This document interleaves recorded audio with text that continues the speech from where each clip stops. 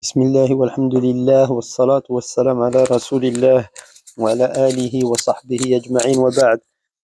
Donc on continue la lecture du livre de Cheikh Abdelrazak Al-Badr qui concerne et qui porte pour titre la compréhension des noms magnifiques d'Allah subhanahu wa ta'ala. Nous nous étions arrêtés dans l'explication des deux noms d'Allah, le Très-Haut, Al-Quddus, Al-Subbuh, qui ont été traduits par le pur, l'exalté. On peut ajouter également le purifié, donc l'exalté, le saint, également l'exempté de tout défaut. Tout cela ramène au même sens de base. Donc Allah Azza wa Jal est purifié d'avoir quelque défaut que ce soit. Nous nous étions arrêtés à la parole de Cheikh al-Islam Ibn Taymiyyah rahimahullah, que l'on va voir maintenant incha'Allah. Donc Cheikh al-Islam Ibn Taymiyyah rahimahullah explique dans le sens de la phrase qui est tirée de Daqa'iq al-Tafsir. Il dit donc l'ordre de glorifier, proclamer le tasbih, donc d'exalter Allah le Très-Haut, cela implique d'exempter Allah Azza wa Jal de tout défaut et de tout mal que ce soit. Et cela implique dans le même temps le fait de confirmer les louanges qui lui reviennent et qui lui sont propres. Donc, le tasbih, l'exaltation, implique donc l'exemption, purification de tout défaut, et la louange donc est le fait de proclamer sa grandeur et son unicité.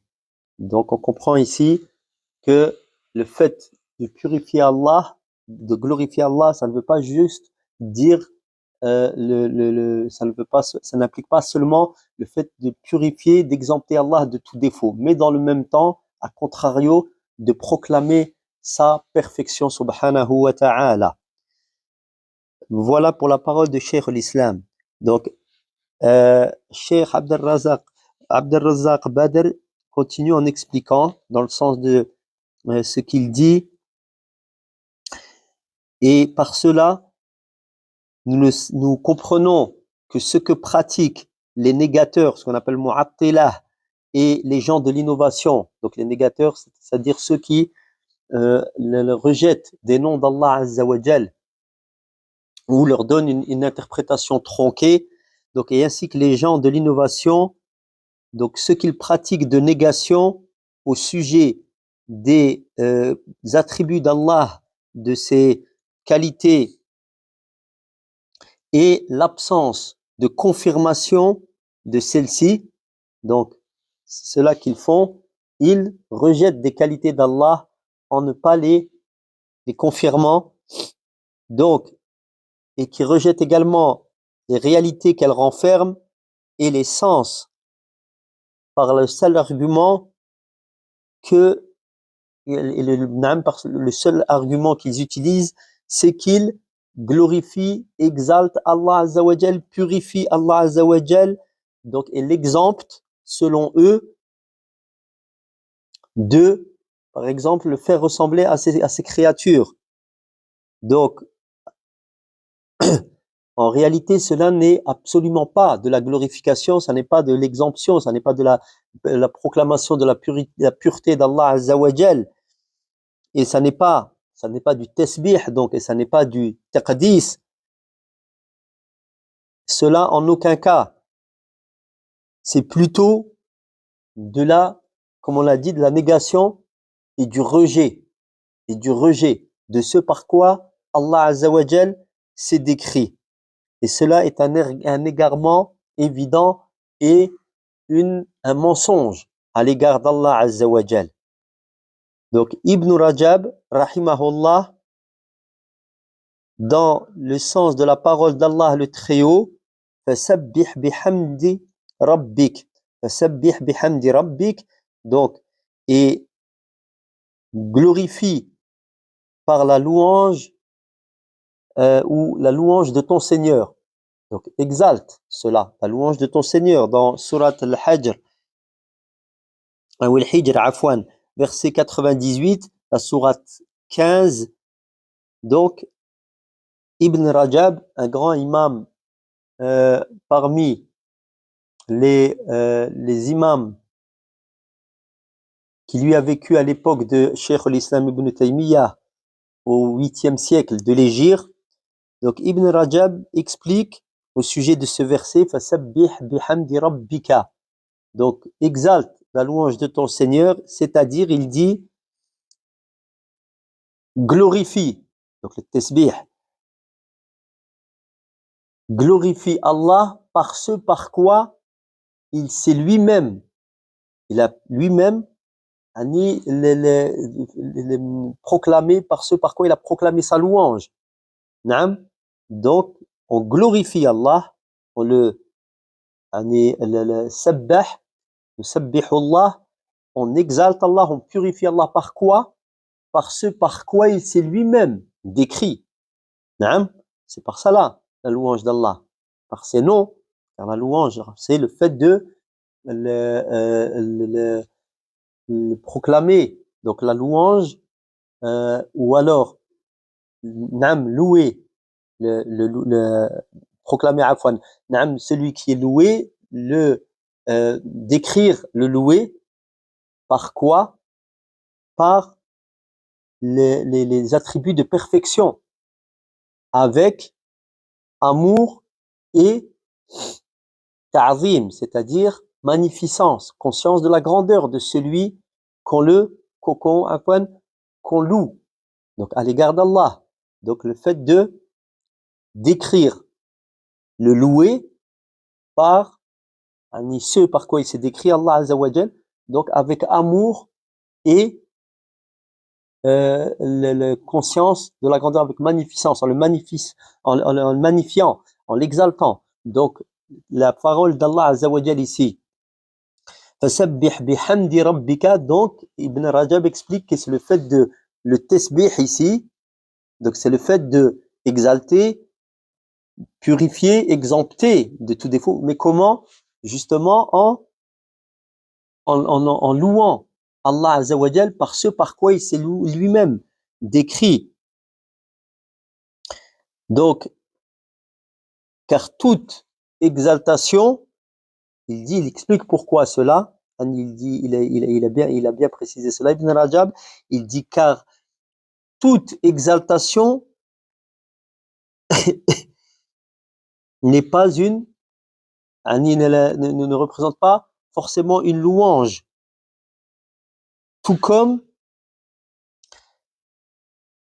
il donne un exemple, il dit Al-Mu'tazila, qui était une secte déviante et qui a des héritiers aujourd'hui, qui donc eux également rejettent des attributs d'Allah Azza wa Jal. Donc je reprends, Ibn Rajab explique que là, donc ici Allah a dit fasabbih bihamdi rabbika, donc exalte, et le tasbih par la louange de ton Seigneur. Il dit, qu'est-ce que ça veut dire? Par ce par quoi il s'est lui-même. Allah, il s'est lui-même loué. D'accord? Et ensuite, il explique, Ibn al-Qayyim, à partir de cette parole d'Allah, il dit, on comprend donc que ici, toute proclamation de l'exaltation d'Allah, tout tasbih, n'est pas ni une louange. Ni à la base, obligatoirement, on n'applique pas obligatoirement une louange. Comme par exemple, il dit le tasbih de Al-Mu'tazila et tous les groupes d'égarés qui font ce qu'ils font au sujet des noms d'Allah, de négation et de rejet. Donc, leur tasbih à eux, il implique une négation. Il implique une négation de beaucoup de qualités d'Allah Azza wa Jal. Donc ici, eux, en réalité, ils ne louent pas Allah Azza wa Jal, ils n'exaltent pas Allah, ils ne font pas le tasbih par la louange d'Allah. Mais ici, ils font le tasbih, ils croient faire le tasbih, alors qu'en réalité, leur tasbih, c'est une pure négation des qualités par lesquelles Allah Azza wa Jal s'est décrit. D'accord? Donc, il montre, ça n'est pas, ici, toute tasbih n'est pas une louange. Parce que, justement, il y en a qui prétendent au tasbih, comme le Mu'tazila et autres, Jahmiya et autres groupes, l'Ash'ariya, ils prennent les noms d'Allah Azza wa Jal et les caractéristiques d'Allah Azza wa Jal, ses attributs, et sous prétexte de tasbih, de purification, eh bien, soit ils vont les rejeter, soit ils vont leur donner une interprétation autre que ce que le sens de linguistique de la qualité, ou avant toute chose le sens que les compagnons radiyallahu anhum ont compris de celle-ci. Donc ici, le tasbih qu'Allah veut de nous, c'est le tasbih par quoi? Par sa louange, c'est-à-dire par ce par quoi il s'est lui-même décrit, et non pas par un rejet des qualités sous prétexte de quoi? De purifier Allah de la ressemblance avec les serviteurs. Et Allah, bien entendu, ne ressemble en rien à ses serviteurs, mais cela n'empêche absolument pas qu'il ait les qualités par lesquelles il s'est décrit, et ce sont des qualités parfaites, et contrairement à celles des serviteurs qui sont des qualités imparfaites et moindres. Donc c'est ça le sens qui est ici voulu par la parole d'Allah Azza wa Jal. Donc fasabbih bihamdi rabbika, donc et proclame ou purifie, exalte ton Seigneur par la louange de ton Seigneur. Et ici, Cheikh Abdel Razzaq Badr explique la parole d'Ibn Rajab rahimahullah quand il dit, car il faut savoir que, Ibn Rajab il dit ça, il faut savoir que toute exaltation, toute glorification, toute tasbih, on revient au nom d'Allah, Subbuh, donc toute tasbih n'est pas une louange, d'accord, ou n'est pas louable. Ici on peut le prendre dans les deux sens, ça n'est pas louable. Pourquoi? Parce qu'il Cheikh Abdel Razzaq explique, ceci est une parole très importante, très très importante, car l'exaltation d'Allah Azza wa Jal, la glorification d'Allah, tasbihullah, le fait de faire son tasbih, son exaltation, par le rejet de ses attributs, comme ils le font les innovateurs, donc, et la négation de ceux-ci, et le fait de ne pas les confirmer, ces attributs, cela n'est pas, ce n'est pas louable, ça. Ce n'est pas une louange que tu pratiques en faisant cela. Donc, celui qui pratique cela n'est pas louable. D'accord? Ça n'est pas un acte louable de la part de celui qui le pratique. Mais plutôt, il est blâmable, celui qui pratique cela. Il est grandement blâmable. Et il n'est absolument pas en réalité en train de faire l'exaltation d'Allah. Ce faisant, il n'est pas en train d'exalter d'Allah, il ne pratique pas le tasbih ici. Il ne pratique pas le tasbih par la louange d'Allah Azza wa Jal. Mais il est plutôt négateur et transformateur, et ceux qui pratiquent là le rejet, il fait partie de cela, il ne fait pas partie de al-musabbihin, ceux qui pratiquent la vraie exaltation. Il est à l'opposé de cela. Celui dont Allah Azza wa Jal s'est purifié, il fait partie de ceux dont Allah s'est purifié de leurs prétentions, de leurs paroles, par sa parole, lorsqu'Allah dit سبحان ربك رب العزة عما يصفون وسلام على المرسلين والحمد لله رب العالمين. Dans la sourate 37, As-Saffat, les versets 180 à 182, Allah dit au sujet de cela, il dit Subhanallah. Encore une fois, donc le fameux tasbih. Donc il se purifie, il s'exalte, Allah, il s'exempte. Il dit, gloire à ton Seigneur, le Seigneur de la puissance. Donc gloire ici, on a vu que c'était quoi? Le fait de s'exempter, de se purifier. Il est purifié, ça veut dire, subhanallah. Purifié, soit ton Seigneur, Seigneur de la puissance. Purifié de quoi? Il dit, amma yasifoun, de ceux qu'ils prétendent, de ceux qu'ils décrivent. Il est purifié de cela. D'accord? De ce qu'ils prétendent, de ce qu'ils décrivent. C'est-à-dire, au sujet d'Allah Azza wa Jal. Ensuite, il dit, wa salamun ala al-mursalin. Le salam, on a vu, préservation. Et que le salut, en fait, le salut au sens de préservation, soit sur les messagers. Et Allah, il conclut, et la louange est à Allah, va à Allah, le Seigneur de l'univers, des mondes. Naam. Donc, comme il dit Cheikh l'Islam Ibn Taymiyyah, rahimahullah, ou plutôt ça va être donné dans les mêmes sens ici. Donc, Cheikh Abd al-Razzaq explique, donc Allah, c'est donc exalté, sabbaha, purifié, exempté de ce par quoi l'on décrit ceux qui divergent avec les messagers. Et ensuite, il a salué les messagers de par la préservation, d'accord, de leurs paroles au sujet de leur Seigneur, c'est-à-dire les messagers, car ils sont préservés d'avoir décrit Allah, les messagers, par quelconque défaut ou diminution.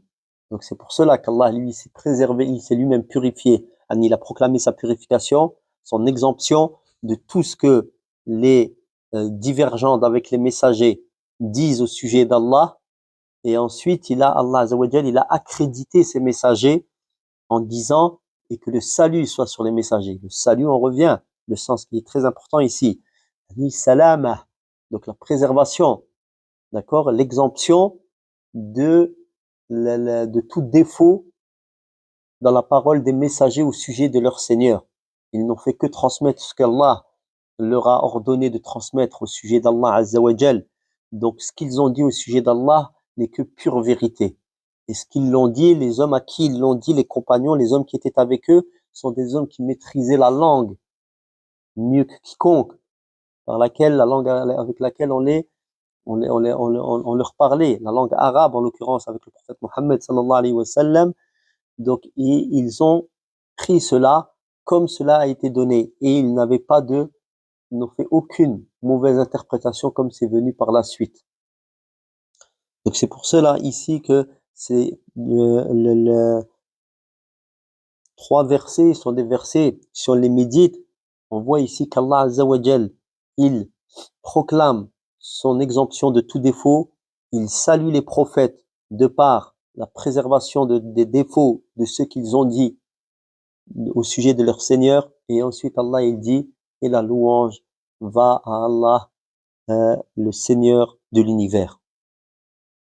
Donc, Cheikh Abd al-Razzaq Badr explique, donc, le tasbih d'Allah, l'exaltation d'Allah Azza wa Jal, donc sa purification, son exemption, donc, et son taqdis aussi,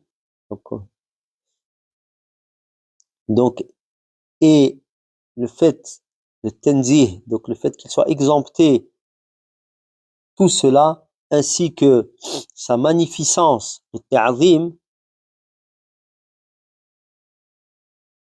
donc il faut que tout cela, parce qu'Allah Azza wa Jal, quand il dit le tasbih, Allah, on sait que c'est le subuh, ça c'est son nom. Taqdis, Allah, c'est le Quddus. Donc le tanzih, ça revient vers c'est le sens de subuh, tasbih, subhanallah. Donc le tanzih, c'est l'exemption, le fait qu'il soit exempté de tout défaut. Donc le ta'zim, Allah, c'est al-azim. Tout cela doit être en accord avec les significations et les preuves du livre et du livre d'Allah Azza wa Jalla, le Coran, et de la Sunnah et ce soit que cela soit en accord et compris à la lumière de quoi? De la compréhension des premiers de la communauté, les salaf al-ummah, d'accord? Et il est interdit donc de construire la compréhension des noms d'Allah Azza wa Jal sur les passions, simple passion, la simple compréhension que l'on a chacun, que l'on veut avoir de ceci, sans revenir aux pieux prédécesseurs. Donc il ne faut pas faire preuve de conjecture au sujet de l'explication des noms d'Allah, au sujet des noms d'Allah Azza wa Jal, car ces conjectures, pour la plupart du temps, elles sont faussées. Elles sont faussées conjectures au sens où est-ce qu'on commence à parler et philosopher sur les noms d'Allah Azza wa Jal, sous prétexte qu'on vit dans une époque où il y a tel courant de pensée qui est dominant, alors on va ramener l'explication des noms d'Allah Azza wa Jal au courant de pensée en question. Et à une autre époque, à un autre endroit, il va y avoir tel courant de pensée. Dans telle langue, ça veut dire on comprend telle chose de telle manière, en fonction de ce que le sens de la langue, de l'endroit en question implique. Et dans un autre endroit, le même mot va avoir un autre sens. Non, on revient tout à la base. La langue par laquelle est descendu le Coran, l'arabe qui était parlé par les compagnons du prophète sallallahu alayhi wa sallam. On s'attache à cela. On regarde comment ils l'ont compris, comment ils se sont comportés. Lorsque Allah se décrit par ses noms et attributs, quand le prophète parle d'Allah Azza wa Jal, comment est-ce qu'ils ont compris cela? Ils ne venaient pas, eux, avec des questions au prophète sallallahu alayhi wa sallam en disant Allah Azza wa Jal, comment il rit, Allah Azza wa Jal, comment il fait cela, comment telle qualité, telle... Non, il confirmait la qualité parce qu'il la comprenait comme elle était, tout en rejetant tout défaut à Allah Azza wa Jal et toute ressemblance avec ses serviteurs. Donc, et il ne pratiquait pas. Ensuite, Cheikh continue, il dit, et également, on ne se base pas pour expliquer les noms d'Allah Azza wa Jal sur des analogies de la raison qui est faible, cette raison. Et la raison, naam, on essaie de comprendre le Coran et la Sunna avec la raison, walakin, la raison qui est en accord avec ce qu'Allah a révélé, et pas la raison, comme je reviens à ce que j'ai dit tout à l'heure, la raison qui vient en accord avec un courant de pensée de l'époque à laquelle on vit ou de l'endroit à laquelle on vit. Comme cela est pratiqué, donc ces analogies par la raison soi-disant, comme cela est pratiqué comme chez les imams de l'innovation, les gens de l'innovation qui en arrivent à quoi? Qui sont des négateurs. Pourquoi? Sous prétexte sur leur raison, ils en arrivent à des raisonnements dont les conclusions mènent à quoi? Au rejet des noms d'Allah Azza wa Jal ou au dénaturement de ceux-ci. Donc, et ils viennent et en conclusion, ils disent c'est le tasbih, c'est de l'exaltation, c'est du taqdis, c'est de l'exclamation de la purification, de la pureté d'Allah Azza wa Jal. Alors comme on l'a vu précédemment, c'est tout le contraire, car ça en arrive, la conclusion de ce qu'ils font, c'est le rejet tout simple des noms d'Allah Azza wa Jal, ou le fait de leur donner un sens qui dénature complètement le sens premier et qui revient à retomber dans le sens d'une autre qualité d'Allah Azza wa Jal par laquelle Allah s'est décrite. Ça voudrait dire qu'Allah donne plusieurs noms pour revenir à la même chose. Par exemple, l'Ash'ariyah, quand Allah il parle il ramène souvent plusieurs noms d'Allah Azza wa Jal et ils disent il les ramène à la volonté. Donc Allah il se décrit par des qualités, d'accord? Et ils disent la volonté. al-ghadab, la colère d'Allah. Il dit c'est la volonté de la colère d'Allah. La joie d'Allah, il ramène tout ça à la volonté, sans aucune preuve. Mais tout ça avec quel argument? L'argument de l'exemption d'Allah Azzawajal de la ressemblance avec ses serviteurs. Tout cela est infondé et personne, ils n'ont pas de prédécesseurs là-dedans. Et ce n'est des gens qui sont venus après les compagnons et après les tabi'in, donc, et qui ont ramené ces choses qui sont en réalité sans aucune, qui ne sont basées sur aucun argument sûr. Wallahu a'lam. Donc, Cheikh poursuit dans le sens de ce qu'il dit. Donc, et celui qui s'appuie dans ce domaine, le domaine du tasbih et le ta'zim, donc l'exemption, la purification d'Allah Azzawajal, la proclamation de la purification d'Allah, qui s'appuie dans ce domaine de la purification donc et dans l'exaltation d'Allah Azzawajal, qui s'appuie donc sur ses passions sans une guidée d'Allah, le livre d'Allah, la sunna du prophète sallallahu alayhi wa sallam et la compréhension des sahaba, eh bien cette personne, il va vite dévier dans ce domaine et se retrouver à prononcer des paroles complètement fausses et avoir des raisonnements complètement absurdes. Donc il va se retrouver dans un égarement évident. Et celui qu'Allah a préservé de cette voie, de cette mauvaise voie, dans son exaltation, dans son tasbih, alors il est lui, par contre, guidé dans un droit chemin.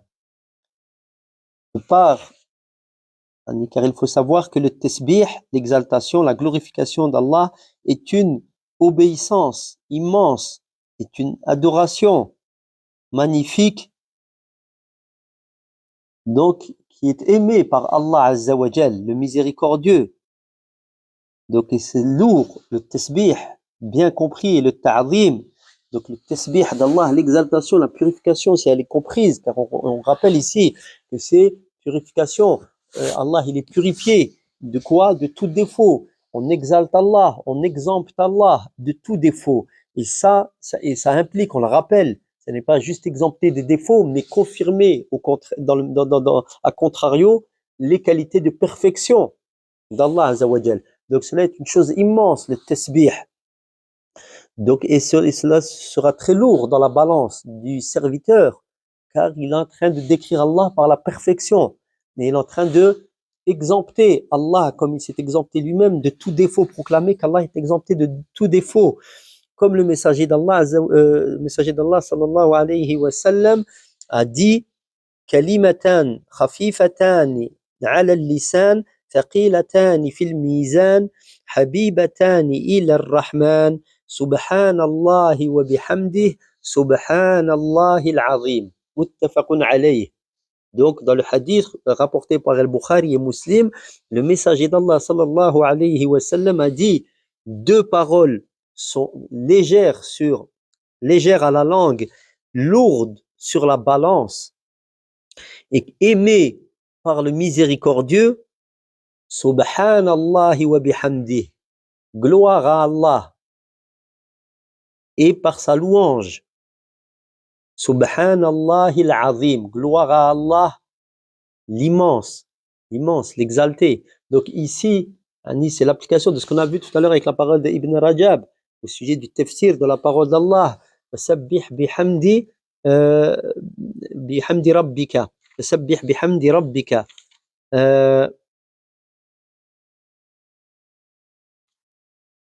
Naam. Et d'ailleurs, Fasabbih bihamdi rabbika, elle est aussi dans Surat An-Nasr. Ici, on l'a plus de Surat Al-Hijr, mais il y a aussi dans Surat An-Nasr. إذا جاء نصر الله والفتح ورأيت الناس يدخلون في دين الله أفواجا فسبح بحمد ربك واستغفر إنه كان توابا. Donc ici, ça rejoint le hadith du prophète sallallahu alayhi wa sallam. Donc ici, le verset qu'on a vu tout à l'heure. Donc, gloire à Allah et par sa louange et gloire à Allah le très grand. Naam. Donc cela, il nous faut comprendre le sens du tasbih, la purification, l'exemption d'Allah de tout défaut, l'exaltation d'Allah Azza wa Jal. Ensuite, le Cheikh explique, donc, et naam, le tasbih également sera la prière,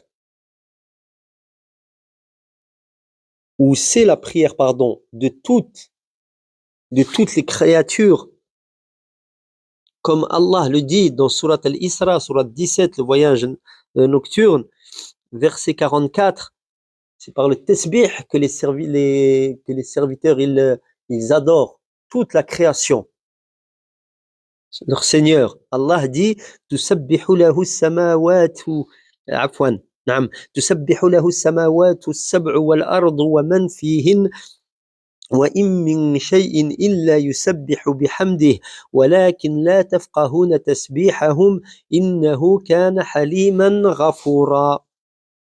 Donc le sens du verset: les 7 cieux, la terre et tout ce qu'il renferme célèbrent sa gloire. Il n'est rien dans la création qui ne célèbre sa louange, mais vous ne comprenez pas la manière par laquelle il le glorifie. Allah est longanime et il pardonne. Donc ici, il est clairement établi que la création dans son entièreté adore Allah Azza wa Jal. Mais tout être adore Allah Azza wa Jal, lakin nous ne cernons pas la manière dont les créatures adorent Allah Azza wa Jal de par le peu de science que nous avons. Et Allah Azza wa Jal sait et nous ne savons pas.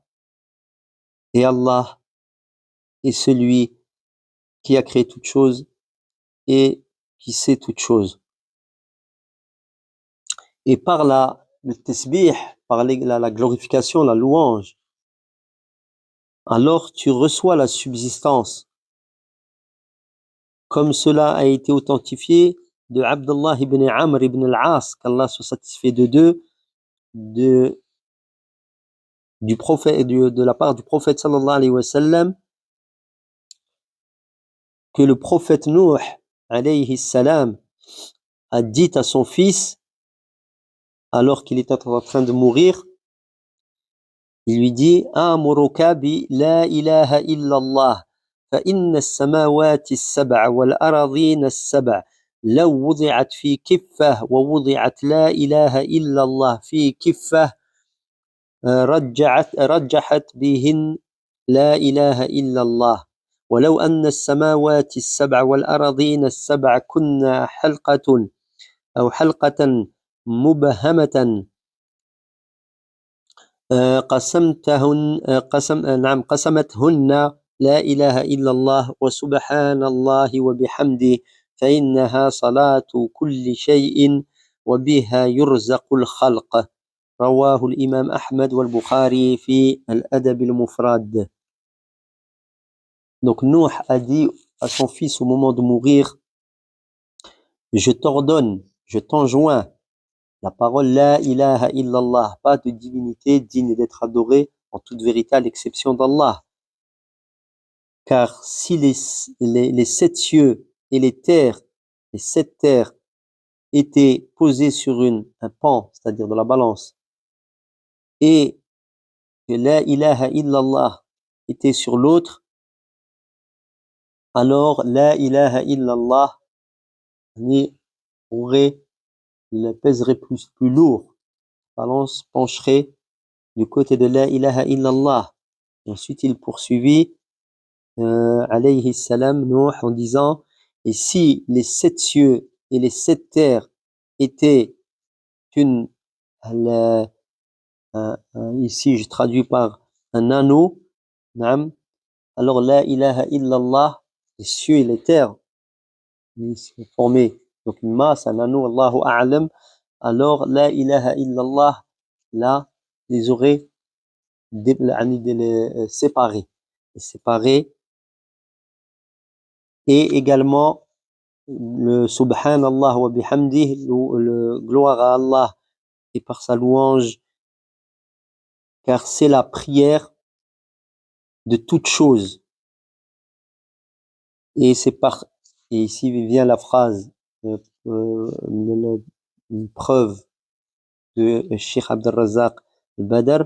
Il dit, et c'est par celle-ci, cette parole, que la création et que les besoins de la création sont accordés, c'est-à-dire sont remplis, qu'il leur est accordé leurs besoins, ou pardon, qu'Allah Azza wa Jal accorde la subsistance de la création, à la création. Donc ici, ça montre que la parole du tasbih, elle a une importance immense. Donc c'est une grande, comme on l'a vu, une grande obéissance à Allah Azza wa Jal et une grande adoration par la parole du prophète. Deux paroles, légères sur la langue, lourdes sur la balance.